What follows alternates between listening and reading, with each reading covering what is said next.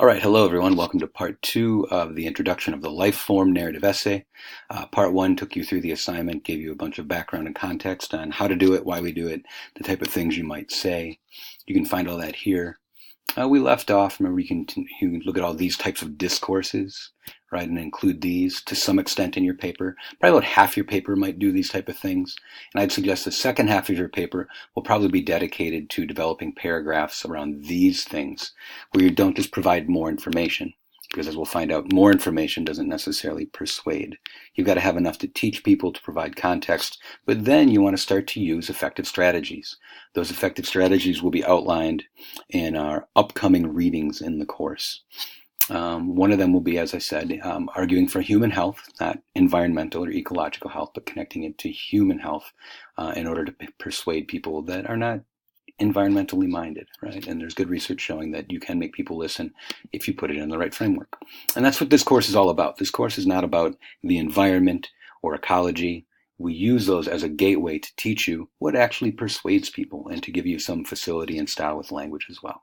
But mainly to look at what persuades people and how can you look at research and predict what will persuade certain groups of people. And that's really what this course is about. We just use the environment as a way in. Right. You'll also need a counter argument, as pointed out. Here's the type of research you need. I recapped this in the last video, so I won't say too much about that. 2 long sources, probably lots of short sources. Some people wind up with 15, 18 sources, but they're only, they found what they needed on a web page of a website or whatever it might be.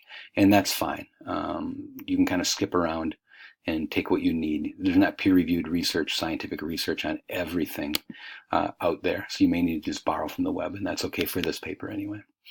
Here's the strategies, a little bit more about the strategies. Here's the major readings in our course. Moser and Dilling, which is coming up very soon. This is the basics of global climate change, I should say, and what makes people listen or not listen. Lasarowitz takes us farther in, and Moser takes us farther into the types of strategies that work on different communities, how to address people's emotions. And it's a lot different than you might think it is, simply providing emotional images or something like that. That's not how the emotions work. And some TED Talks videos, too, on addressing people of different political moralities. So all of this will be reading, and you can incorporate these strategies into your paper. These are the readings they'll come from. So be reading these and thinking about, how can I use this in my paper? How can I use this to persuade people my life form, whatever you are, polar bear, tuna fish, whatever, how it matters.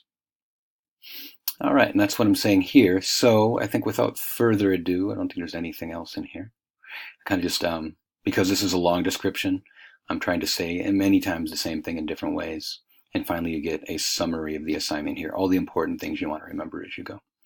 All right, so let's start off with the Honeybee, which is your one required reading. So go ahead and open that. So when you open the Honeybee, it'll look something like this. I've annotated it a little bit. But you will see, just looking at this, it does not sound like an academic paper, and that's good. This paper is about using the rhetorical frameworks, but also stylistic experimentation.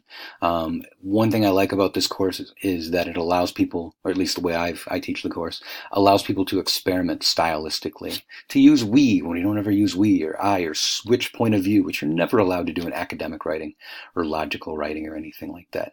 Yet, when you get out into the real world, you'll see a lot of switching of points of view, or just alternative points of view to the third person. And so you want to have some facility with these and some experience. So this assignment gives you that.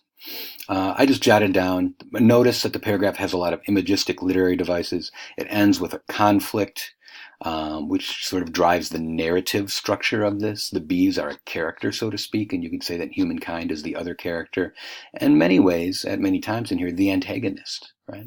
If we move into the next section of the paper, we'll see that we have a history of bees and the relationship with humankind, but it's centered around materialistic values, commercial values in some way, bees as a resource. And so that's what holds all this information together. It's not random information, economically, historically speaking, but rather notice the writer has gathered it up. And you'll want to do that too, to provide a theme to your paragraph, the various ways that bees have been exploited, maybe kindly or maybe not so kindly throughout history. Right. And so I've highlighted where this writer sort of pulls back and says that bees have a natural connection to farming, but maybe that they're not up to the task anymore. So the problem has been moved out of history and become a current problem. And we move on quickly to colony collapse disorder, which is a very, very modern problem for bees. We get a lot of good scientific information on that. But here's what I like about this paper. It's missing a few of the things that you'll be asked to do, mainly those 3 of the 4 rhetorical strategies from our readings that are coming up. This is a rough draft. It didn't have those yet, but everything else, this is really a fantastic paper. Notice it's poetic. So once where there was buzzing and bustling activity, only silence remains. You'd never see that in scientific writing. Maybe it's poetic, maybe it's a bit apocalyptic, but not too much. But it is, all we know is that we are dying, for we are simple honeybees. It's pointing out the use of pathos, the use of emotion, pointing out problems of scientific approaches, right? So it's critiquing other communities, even though it's not saying you scientists get it all wrong. It essentially is doing that in a very, very nice way, right? And so you can see that this captures sort of that discourse communities or public sphere aspect of the course as well. And it's subtle, but if you do this in your paper, I will see it. I'm looking for these type of things. This is where ideas come from. So how are groups helping you or not helping you? You can see that science comes up short here in some ways. So a good solid critique there. All right, if we move on, again, we're getting a good explanation of the scientific information. The pesticides might be causing colony collapse disorder, but it's not a bunch of scientific information. Rather, it's an explanation that is, again, basically almost a personification. They end up in our bodies too. Maybe that's not quite personification, but we think of the human body and what's in our body, and we feel, again, some sort of empathy or emotion here for the bees, right? And we've got this nice switch in point of view to our bodies, right, which is really, really nice. Maybe almost asking you to associate or identify with the bees in some way. So some really low-key, subtle things going on here, but that's kind of what we're shooting for in this assignment, is pulling out your rhetorical and literary style and using that to make science more interesting and potentially more persuasive, right? If we go just a little bit farther, you can see the use of irony here, and it's actually labeled, which is really, really nice. So here's the rhetorical tactic. It is ironic, isn't it? You recognize that we are an important, valuable service provider, yet you also believe that the pesticides that kill off the local honeybees are needed to reap a profitable harvest. And so pointing out the irony of trying to save the bees by killing them, right? It's not so different than save the whales, screw the shrimp in many ways. And I would suggest this writer probably kind of borrowed that sort of tone, and that's fantastic. That's great. Learn from the things that we've read in class and reproduce that. Mimicry is a great way to learn. So you can just see again here, I just jotted down, this piece often challenges economic and agricultural uses of bees. Those are sort of the 2 big questions, or the 2 big discourses that it chooses to challenge out of that list from the assignment description. A little bit of historical stuff on bees, but not too much. Mainly it's in the present in dealing with economic and agricultural uses and how they harm bees. But notice that the bee becomes, if we talk rhetoric here, personified. It's a stressed out, worn out bee. Again, you're never going to see that in science writing. It begs identification on the human level. So really, really nicely done. And this is the type of thing I really hope you use this assignment to practice. It takes a little bit of thought to do that. You have to be careful with your language. It's probably easier to just to stick to your academic voice. But I hope you use this paper as a place to experiment and do these type of things. It can be really, really powerful stuff, and it'll add some new tools to your writer's toolbox. All right, let's keep going. So here the paper seems to take on an organizational strategy where it looks toward the future. I jotted down here, maybe it seems a bit apocalyptic for a second, but really it moves towards suggestions for change. And that's one thing that we'll find in our readings, that if you're listening to this video right when it's posted, we haven't read these readings yet, but you'll find that people have trouble changing unless they are offered through communication, through public writing, a specific way that they can change their behavior. People need to be told what to do in order to actually change their behavior. If it's too much, too fast, or too many things, or they're not told specifics, or just given some fear but not told how to address that fear, how to change their behavior, they don't change their behavior. They don't do anything. They just keep doing the same old thing, the routine thing. And so this paper is doing a nice job of moving into the future and what people might actually do. And that's the way this paper is organized. as we move toward the second half of the paper, it's organized in toward the future. Now, it has some counter argument here, some alternatives to the honeybee population, trying to domesticate houseflies and blue bottle flies. Good scientific research here, and wrapped up as part of counter argument. And counter argument is one requirement for the paper, you might remember. So here it is, right here. And then it critiques that and says there are drawbacks to this. So it's looking at alternative present and future solutions, but also saying, no, don't want to do those. Why not just save me, the honeybee, right? Here is the other strategy that you're required to use for the paper, and that is to link it not to environmental issues, but to link it to human health issues.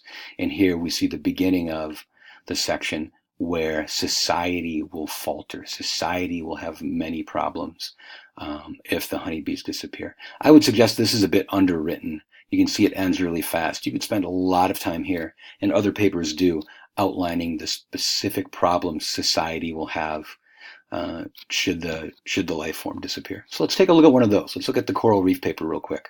So I fast forwarded to page 4 of the coral reef paper. Go ahead and pop it open if you want, or just look here. What I highlighted was a lot of scientific information, but then it comes down to, what does this mean in human terms? And we can see that outlined nicely here. Well, limestone is a construction material that is linked to the coral reefs. Lack of coral reefs, and you're going to have some construction material problems. So that is a human problem argument, right? Human framework. Again, we see the writer's very aware of using this strategy. Now, you may wonder, what does that mean for me? How am I affected? Speaking to humans here. So trying to put things into human terms, right? Here, again, we have sort of counter arguments, alternative plans, alternative ways to address coral reefs rather than save them, build fake ones, artificial ones, and that it doesn't work. In the green here, what I've outlined, if you just want to give this a quick read, maybe you can pause the video and read it, all of the different problems that people will have, that they're either creating these problems or that society will reap the negative from these problems. So again, it's human issue problem. A loss of economic power, very clearly stated here. Animal protein intake, stated here, right? So it affects the food chain, it affects building materials, it affects local economies. So very much put in human terms. What I really appreciate about the coral reef paper is the hard work this writer did of turning scientific information into the one very, very valuable persuasive technique to persuade people of something, and that is, how is it linked to human health, human viability, human sustainability?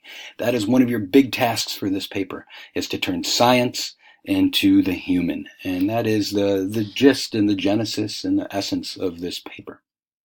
So maybe what we'll do to close down this video is just look at the assignment made simple. This is the very last part of the assignment description.